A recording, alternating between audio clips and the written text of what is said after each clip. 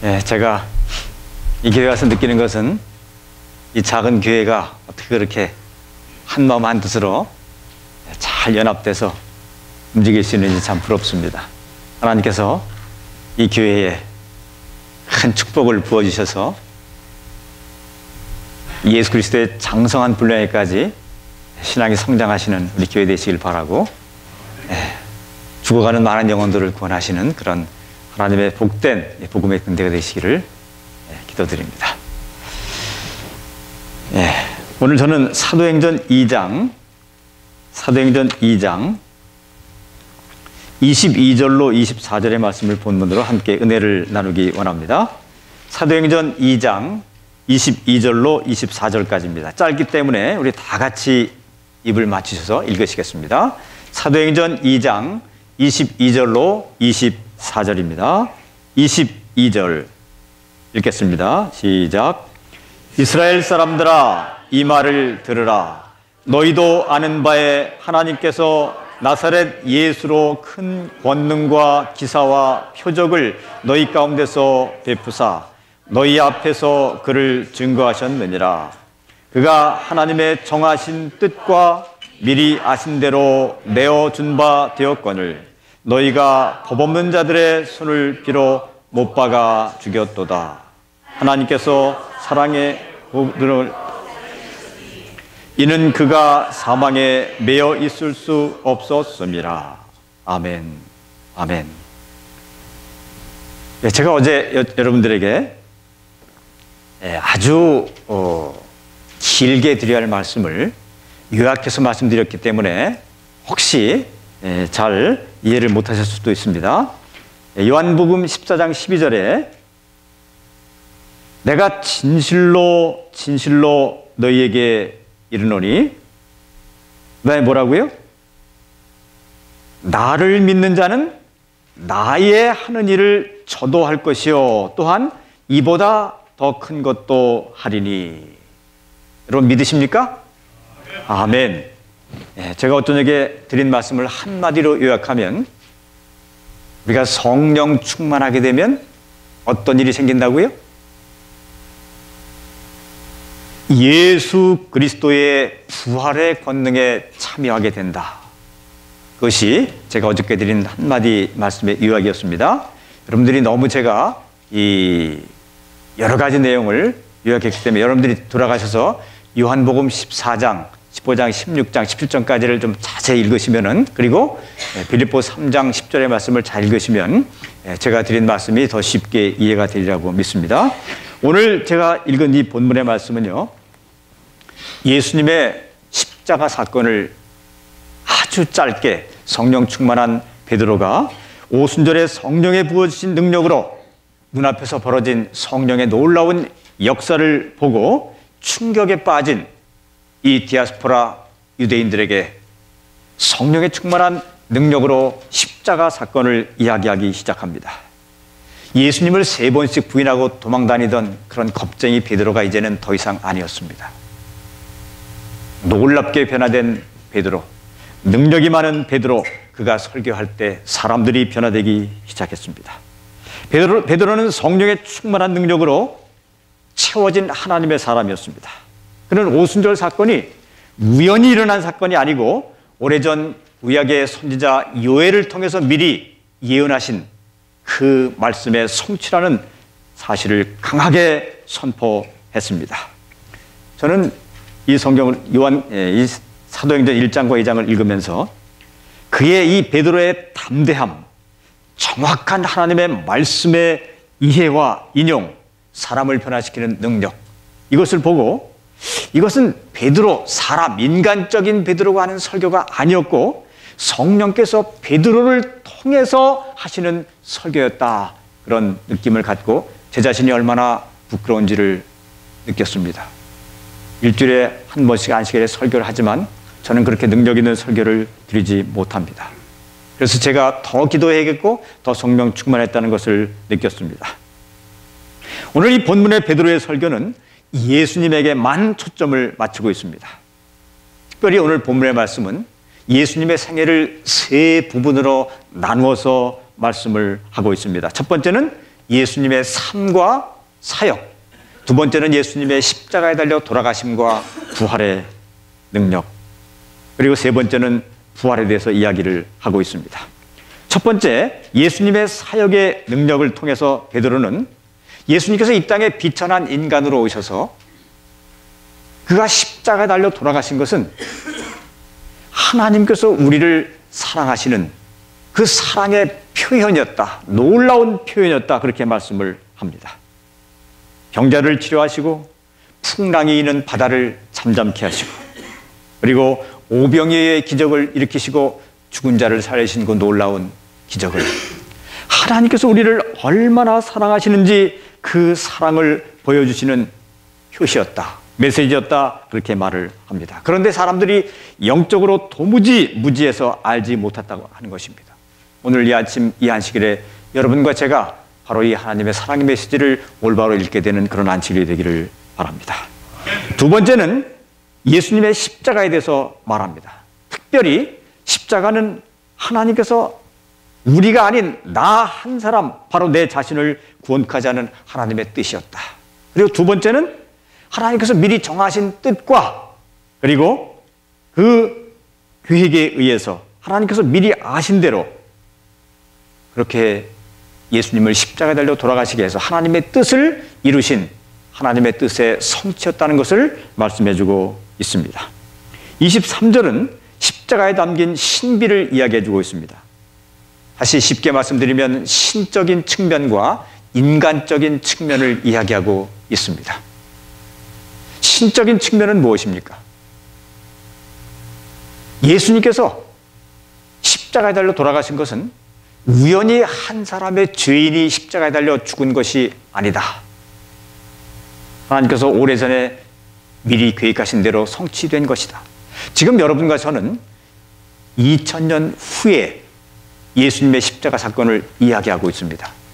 그러나 지금 오순절날 베드로의 설교를 듣던 이 사람들은 바로 7, 8주 전에 일어났던 사건을 다시 상기하고 있습니다. 그런데 그 7, 8주 전에 한 사람의 죄인이, 유대인의 선생이라고 자청하던 그 한 사람의 죄인이 로마의 반역의 죄를 뒤집어쓰고 십자가에 달려 죽었던 바로 그 사건은 한 사람의 죄인이 죽은 것이 아니라 하나님의 아들 독생자 예수 그리스도, 바로 나 한 사람을 구원하기 위해서 하나님께서 보내신 그 하나님이 내가 죽어야 할 십자가에 대신 달려 돌아가셨다고 하는 사실을 이야기하고 있는 것입니다. 이것이 하나님의 아들이 대속적인 죽음을 죽으신 것을 이야기합니다. 그래서 바로 지금 사도 베드로는 성령의 충만한 능력으로 다른 사람들이 십자가를 예수 그리스도에 못 박은 것이 아니라 바로 내가 십자가에 못 박았다고 하는 사실을 강하게 이야기하고 있는 것입니다. 저는 오늘 여러분들에게 도전을 드리려고 합니다. 이제껏 신앙생활을 몇 년 해오셨습니까? 제가 목사입니다. 제가 목사라도 가짜 목사일 수가 있습니다. 여러분들이 장로님들이 계십니다. 가짜 장로님이 있을 수 있습니다. 집사님들이 계십니다. 가짜 집사님들이 있습니다. 이제 교회를 처음 나오기 시작하신 그런 초신자분도 계실 수 있습니다. 가짜 신자일 수가 있습니다. 어떤 때입니까? 내 죄가 예수 그리스도를 십자가에 못 박았다. 바로 다른 사람 아닌 내가 예수 그리스도를 십자가에 못 박았다고 하는 이 분명한 체험과 확신이, 인정하심이 마음 가운데 우러나지 않게 되면 여러분과 저는 가짜 그리스도인이 될 수밖에 없는 것입니다. 베드로는 이제 두 번째 인간적인 측면을 이야기합니다. 단지 한 인간이 살해됨으로 말미암아 우리가 구원받게 된 것이 아니다. 우리가 구원을 받은 것은 하나님의 정하신 뜻과 미리 아신 대로 내어준 바 된 사람, 하나님의 독생자 예수 그리스도의 죽음에 의한 것이다. 십자가는 살인, 곧 사악한 일이었지만 그것은 그 이상의 무한한 의미를 지닌다. 그것은 하나님의 정하신 뜻과 미리 아심에 의해서 일어난 사건, 하나님의 목적을 이루는 계획이었다고 하는 것을 말합니다. 십자가는 인간 역사에 하나님의 영원하신 목적과 계획과 능력이 눈으로 볼 수 있게 나타난 사건이었습니다. 이제 인간적인 측면은 무엇입니까? 베드로는 바로 7, 8주 전에 일어났던 이 십자가 사건을 상기시키면서 너희가 법을 아는 너희가, 율법과 십계명을 아는 너희가 법 없는 자들의 손을 빌어서 예수 그리스도를 십자가에 못 박았다. 다른 사람이 아닌 바로 네 죄가 예수 그리스도를 십자가에 못 박았다고 하는 것입니다. 다른 사람이, 나 아닌 다른 사람이 예수 그리스도를 십자가에 못 박아 죽였다고 할 때는 십자가가 심각하게 생각되지 않습니다. 그런데 바로 내 죄가 하나님의 아들 독생자 예수 그리스도를 십자가에 못 박아 죽게 했다고 한 마음이 내 마음에 사무칠 때, 그것이 인정이 될 때, 그때는 십자가의 의미가 내게 다시 새롭게 깨달아질 수밖에 없습니다. 오늘날 기독교가 이렇게 무기력할 수밖에 없는 이유는 명목상의 그리스도인들이 많기 때문입니다. 저와 같은 명목상의 목사들이 많기 때문입니다. 예수 그리스도의 십자가 사건이 머리로는 이해되지만 가슴에는 와 닿지 않는 많은 목사를 포함해서 그리스도인들이 있기 때문입니다. 인도의 속담 가운데 이 세상에서 가장 먼 거리는 몇 센치일까요? 어딜까요? 이 세상에서 가장 먼 거리는 머리와 가슴 사이 30cm이다. 사랑하신 여러분들이시여, 우리의 머릿속에는 내 죄가 예수 그리스도를 십자가에 못 박았다는 것을 부인하는 사람이 없습니다. 그러나 정말 가슴으로 내가 예수 그리스도를 십자가에 못 박았다고 느끼고 인정하고 체험하고 살아가는, 십자가의 사건을 감사하면서 살아가는 그런 사람이 몇 명이나 됩니까? 하나님의 은혜는 제가 어저께 받는 것이 아니라 뭐 하는 것이라고요? 깨닫는 것이라. 하나님의 은혜는 받는 것이 아닙니다. 공기, 물, 햇빛, 이루 표현할 수 없는 하나님의 은혜. 이 하나님의 은혜가 없으면 우리가 육신의 생명만 살아갈 수 없는 것이 아니라 영적인 생명도 유지할 수가 없습니다. 그런데 우리가 깨닫지를 못하고 있습니다. 하나님의 은혜는 받는 것이 아니고 무한정 주어지고 있는 그 은혜 때문에 내가 살아가고 있는데, 그 은혜를 깨닫는 것이 바로 그것이 진정한 그리스도인입니다. 머리로만 이해하고 살아가는 명목상의 형식적인 그리스도인이 아니라 예수 그리스도의 십자가 보혈의 공로에 감사하고 살아가는 생생한 살아있는 세상에 내 삶을, 내 순간순간의 삶을 통해서 내 이웃들에게, 내 동료들에게 예수 그리스도를 보여주는 삶을 살 수 있는 그런 진정한 그리스도인, 그것이 성령 충만한 그리스도인으로서 십자가의 부활의 권능을 세상에 드러내는 것이요, 여러분과 제가 성령이 충만할 때 예수 그리스도의 이 땅에서 받으셨던 그 능력을 내 능력으로 받아서 세상에 표현할 수 있는 것, 그것이 성령 충만이라고 말씀을 드렸습니다. 성령 충만의 첫 번째 비결은 내가 죄인임을 깨닫는 것입니다. 자신이 죄인임을 깨닫지 못하는 사람은 예수 그리스도를 개인의 구주로 영접하려 할 수가 없습니다. 가슴으로 자신이 예수 그리스도를 십자가에 못 박았다는 것을 인정하지 못하는 사람은 명목상의 형식적인 그리스도인이 될 수밖에 없습니다. 자신의 가슴으로, 머리가 아닌 가슴으로 예수 그리스도를 영접할 때, 그때 그 사람은 진정한 하나님의 아들이 되는 것입니다. 저녁에 짧게 말씀드렸습니다마는 사도 바울이 14권의 신약 성경을 썼습니다. 그 14권을 주제를 간추리면 첫 번째가 뭐라고요? 예수 그리스도의 십자가, 예수 그리스도의 십자가 달려 돌아가심입니다. 그 예수 그리스도의 십자가 보혈의 공로를 믿는 자들에게 값없이 거저 의롭다고 인정해 주십니다. 믿음으로 말미암는 의이신 칭의입니다. 그리고 그런 자들에게 성령께서 회심할 때, 진정한 회개를 할 때 성령께서 그들의 마음 가운데 임재하시면서, 그 임재하시는 능력에 따라서 예수 그리스도께서 내 안에 사시면서 나를 성령의 충만한 능력으로 채우시고, 그 채우시는 성령의 능력으로 말미암아 내 삶에 내 안에서 내 대신 내 삶을 살아주신 것, 그것이 그리스도인의 비결입니다. 기독교는 아주 단순합니다. 아주 간단합니다.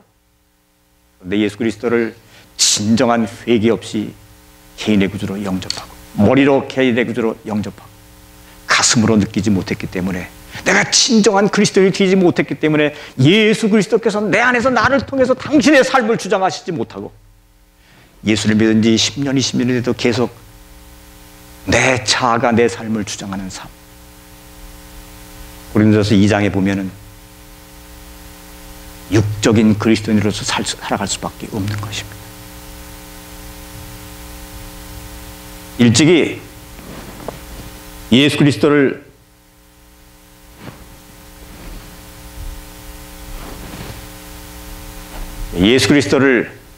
주제로 한 영화가 참 많았습니다. 그 가운데 그 뛰어난 명배우들, 그 배우들 가운데 예수 그리스도의 역할을 가장 잘했던 배우, 명배우 여러 사람이 있을 것입니다. 그런데 기독교인 가운데 훌륭한 그리스도인들이 말하기를 가장 예수 그리스도의 역할을 잘했던 배우는 프랑스 배우 장 루이 바르다, 그렇게 말합니다. 그 사람의 영화를 보고 나서 모든 사람들이 다 눈물을 흘렸을 뿐만 아니라 참된 회개를 했습니다. 그리고 나서 그에게 물었습니다. 어떻게 그렇게 예수 그리스도의 역할을 실제처럼 똑같이 할 수 있습니까? 그때 이 장 루이 바르가 그렇게 말을 했습니다. 제가 죄인입니다. 감히 저 같은 것이 어떻게 예수 그리스도의 역할을 할 수가 있겠습니까? 저는 이 예수 그리스도의 역할을 배역을 할당받으면서 기도하기 시작했습니다.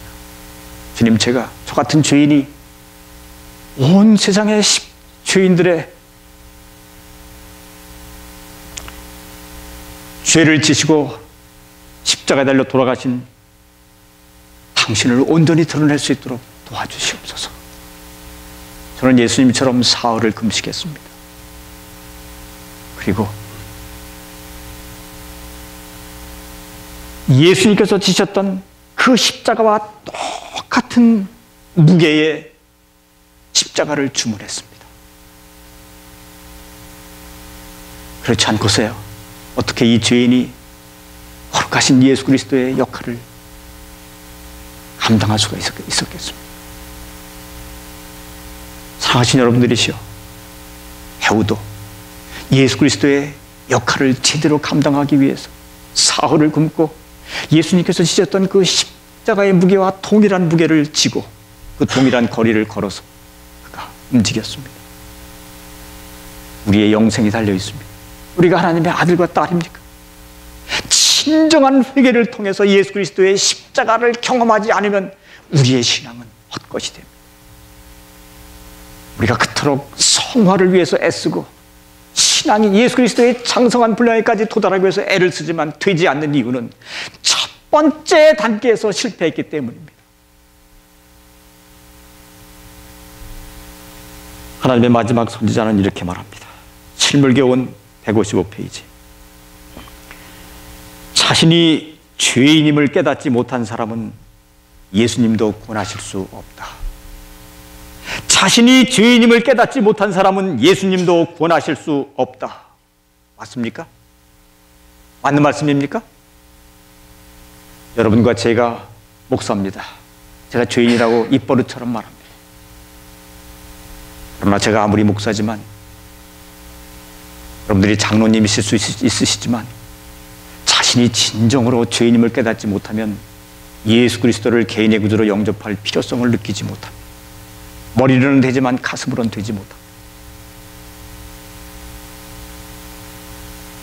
자신이 죄인임을 깨닫지 못하는 사람, 예수 그리스도를 개인의 구주로 영접할 수 없습니다. 두 번째는 사도행전 208페이지에 십자가 밑에 무릎 꿇은 죄인은 인간으로서 도달할 수 있는 최고의 경지에 도달한 것이다. 십자가 밑에 무릎 꿇은 죄인은 인간으로서 도달할 수 있는 최고의 경지에 도달한 것이다. 여러분과 제가 성화를 위해서 애씁니까? 임박한 예수님의 재림에 합당한 사람이 되기 위해서 예수 그리스도의 상성한 분량에 도달하기 위해서 품성의 변화를 위해서 애쓰고 계십니까? 왜 안 됩니까? 십자가 밑에 무릎 꿇지 못했기 때문입니다. 십자가 밑에 무릎 꿇을 수 있는 사람은 자신이 죄인임을 머리로가 아니라 가슴으로 인정한 사람, 자신이 죄인임을 알고 하나님의 은혜를 깨달은 사람들입니다. 그 감사함에 넘쳐서 감사의 기도와 감사의 삶이 지속될 수밖에 없는 사람들입니다. 십자가 밑에 무릎 꿇은 죄인은 인간으로서 도달할 수 있는 최고의 경지에 도달한 것이다. 그러면 어떻게 우리가 죄인임을 깨달을 수 있습니까? 종려계단 31페이지에 보면 죄가 심히 약하다는 사실은 다만 십자가에 비춰서만 알 수 있다. 여러분과 제가 어떻게 십자가 밑에 무릎 꿇을 수 있습니까? 십자가를 명상할 때만, 십자가를 깊이 명상할 때만, 그때만 우리 자신이 죄인임을 느낄 수 있습니다. 이것은 하루아침에 되는 것이 아닙니다. 제가 목사로서 저는 회개를 자주 합니다. 하나님, 저 같은 것을 목사로 써주시니 너무 감사합니다. 제가 이 십자가의 의미를 깊이 깨닫기 위해서 십자가에 관한 책은 보기만 하면 다 삽니다. 제가 지금 십자가에 관한 책을 계산해 보면 한 70권이 넘습니다. 그 책을 아직 제가 다 읽지 못했지만 시간이 나는 대로 십자가에 관한 책을 읽습니다. 주님, 제게 좀 더 깊은 영적인 교훈을 줄 수 있는 그런 책을 좀 발견하게 해주십시오. 제가 읽고 회개하고 이 말씀을 소화해서 제 양떼들에게 먹이겠습니다. 그런데 이 세계 최고의 신학자들이 쓴 책을 봐도 신통한 게 안 나옵니다. 그런데 여러분, 하나님의 마지막 선지자 엘렌 화이트의 글을 읽다 보면요, 눈물을 안 흘려야 안 흘릴 수가 없습니다. 정말 엘렌 화이트이 하나님의 마지막 선지자임을 믿지 않을래야 않을 수가 없습니다. 정로의 계단, 제가 가장 좋아하는 책입니다. 읽고 또 읽고 또 읽어도 읽으면 읽을수록 은혜가 넘치는 그런 책입니다. 제게 잊지 못할 한 은사님이 계십니다. 제가 이제 대학을 졸업하고 이제 대학원을 공부하면서 신약 신학을 좀 공부하고 싶었습니다. 그래야 예수님에 대해서 좀 더 잘 알고 십자가에 대해서도 잘 알 것 같았습니다. 근데 제가 공부를 시작한 지 2달 만에 제 주임 교수가 학장님하고 의견이 안 맞아서 떠나버렸습니다. 제가 지금도 후회합니다. 그때 그런 일이 일어나지 말았어야 하는데. 근데 제가 전공은 이제 신약 전공이 됐습니다. 그런데 교수님들이 와서 가르치시는데 교육학 박사가 와서 신약 개론을 가르치고 목회학 박사가 와서 바울서신을 가르치고 제가 분통이 터졌습니다. 이래가지고 내가 차라리 목회학을 공부하는 것도 못하겠다 해서 전공을 바꿨습니다. 그리고 나서 6개월 후에 담임 교수가 왔습니다. 제가 목회를 나왔습니다. 목회하면서 제가 부족함을 느껴서 다시 앤드루스에 와서 신약을 다시 공부를 했습니다. 근데 제가 그 말씀을 드리려는 것이 아니고, 제가 그렇게 공부할 때 이제 썸머 기간이 됐습니다. 여름 학기는 굉장히 바쁩니다. 하루 종일 공부하면서 2주 안에 한 학기 동안 공부할 것을 마쳐야 합니다. 그래 하루 빠지면 이건 뭐 몇 주를 빠진지 모릅니다. 근데 이 교수님이 누구시냐면 앤드루스 신학대학원에서 조직신학을 공부하신 토마스 E. 블링커라는 박사님이십니다. 저는 이제 외국에서 공부를 했기 때문에 한국인 이 은사님이 없습니다. 그러나 제 마음 가운데 가장 깊이 저를 그래도 그리스도인 되게 만들어준 교수님이 바로 이 교수님이십니다. 그때 그분이 은퇴를 하신 분이고, 그리고 이재령 박사님의 논문을 지도하신 그런 훌륭하신 분이셨습니다. 이분이 크리스톨로지, 기독론을 가르치시는데 제가 너무 기뻤습니다. 이야, 이제 한번 제대로 좀 예수님에 대해서 배워보겠구나. 근데 그때 저뿐만 아니라 저와 같이 필리핀에서 공부를 하고 있던 여러 동역자들, 우리 지금 뭐 동중원 앞에, 서중원 앞에 퍼져 있는 이 목사님들과 함께 공부를 하면서 이분이 가르치시는 과목은 다 듣자 이렇게 했습니다. 그런데 이 썸머 학기가 보통 힘든 것이 아닙니다. 그래서 한 과목 이상 공부하는 것이 힘든데 뭐 2과목 이렇게 공부를 했습니다. 근데 제가 이제 시간이 없기 때문에 요약을 하겠습니다. 이 썸머 학기에 공부를 하는데요.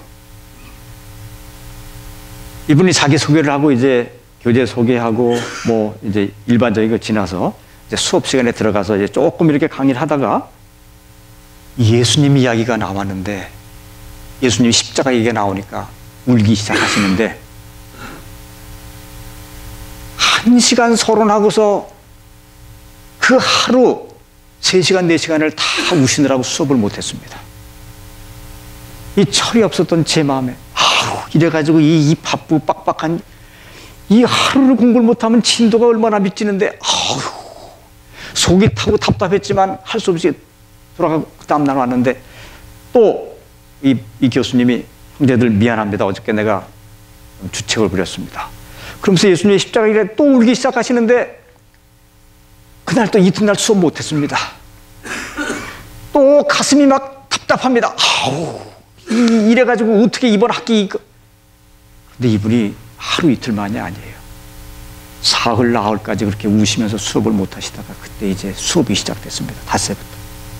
근데 성령 하나님께서 제게 이 미련한 제게 지혜를 주셨습니다. 이 한심한 녀석아, 네가 나가서 목회를 하겠다고? 십자가의 의미도 모르는 네가 무슨 목회를 하냐, 이 한심한 녀석아. 너 같은 게 어떻게 목사를 하냐. 제가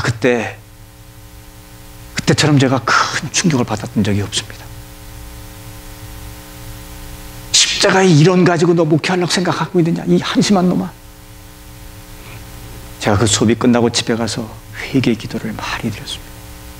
그리고 같이 수업을 받던 우리 동료들에게 이야기했습니다. 우리 저 교수님을 찾아가서 개인적으로 개인 교수를 좀 받아야겠다. 맞다. 사랑하신 여러분들이죠. 십자가를 체험하셨습니까? 여러분들은 어떻게 기독교인이 되셨습니까? 제가 12시 마쳐이죠? 예? 12시 마쳐이죠? 시계가 없어가지고 지금 2분 전입니다. 12시 10분 가지고 안 될 것 같은데 제가 말씀을 많이 시작 안 한 것 같은데 어떻게 시간이 이렇게 많이 갔습니까? 예, 죄송합니다. 가능한 한 빨리 마치겠습니다. 제가 요한복음 1장 12절 13절 여러분들 다 잘 외우시죠?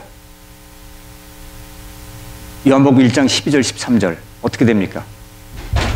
영접하는 자, 그 이름을 믿는 자들에게는 하나님의 자녀가 되는 권세를 주셨으니 이는 그 다음에 혈통으로나 육정으로나 사람의 뜻으로 나지 아니하고 오직 하나님께로서 난 자들이니라.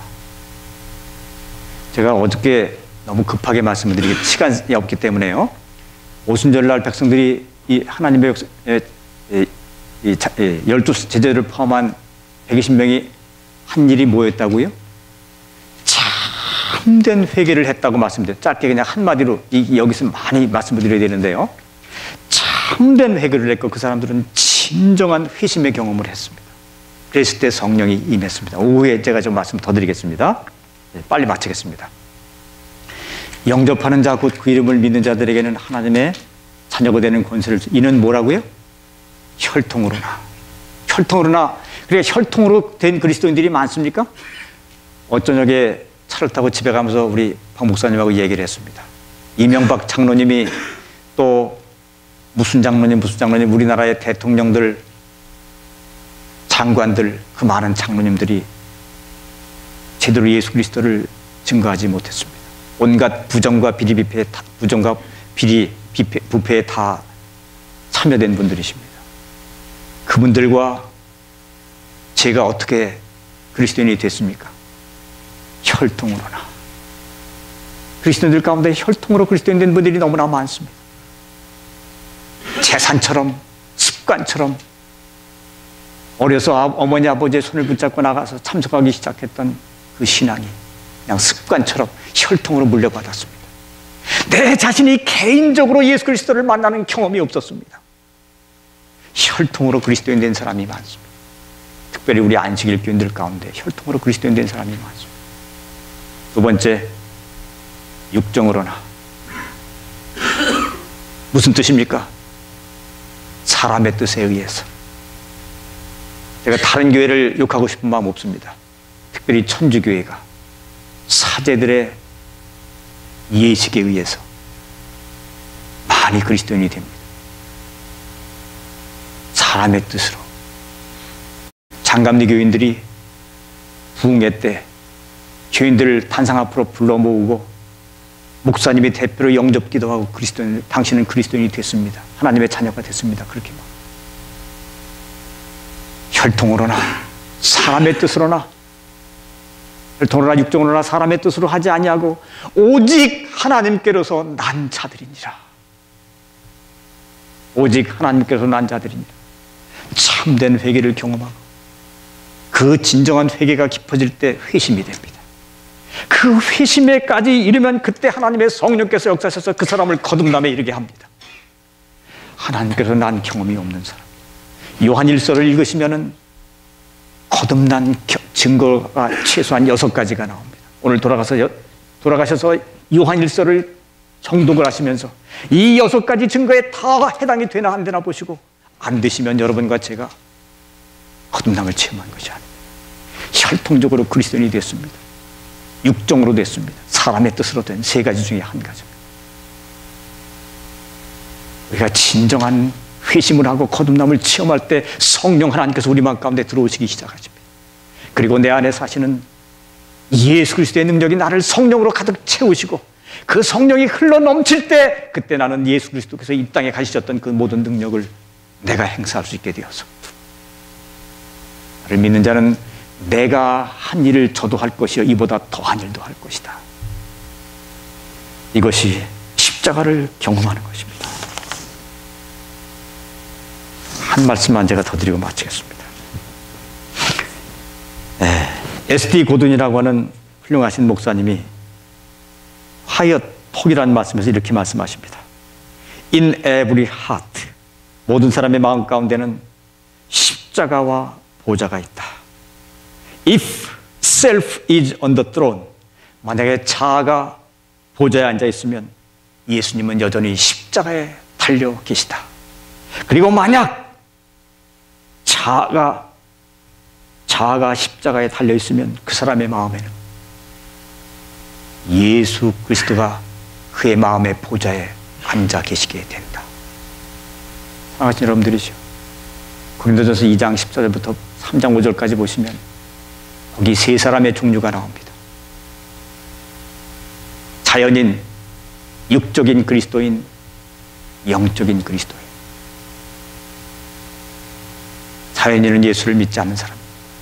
그러나 육적인 그리스도인은 예수 그리스도를 개인의 구주로 영접했다고 하면서도 여전히 그의 마음의 보좌에 자아가 차지하고 있으면서 예수님은 세워두고 십자가에 못 박아놓고 자아가 자신의 삶을 주관하는 삶, 최선을 다해 살아갑니다. 예수님을 만나기 전에 니고데모와 같았던 사람. 예수님께서는 한마디로 알아보셨습니다. 니고데모는 예수님과 신학적인 토론과 논쟁을 하기 위해서 왔습니다. 그런데 예수님은 벌써 알아보시고 내가 거듭남이 필요하다. 내 자아가 십자가에 달리는 것이 필요하고 내가 내 마음에 들어가서 내 마음의 보좌에 앉아서 내 대신 내 삶을 살아주는 것이 필요하다. 니고데모야, 내가 십자가의 경험이 필요하다. 사랑하신 여러분들이죠. 오늘 이 아침에 성령 하나님께서 여러분들께 말씀하셔서 여러분과 제가 죄인이라는 사실을 성령의 능력으로 가슴 깊이 깨달으시고 십자가 밑에 진정으로 일평생 단 한 번 무릎을 꿇으심으로써 자아가 죽는 경험, 십자가에 달려 죽는 경험이 여러분과 제게 이루어지시게 되기를 우리 주님의 이름으로 축원합니다. 아멘.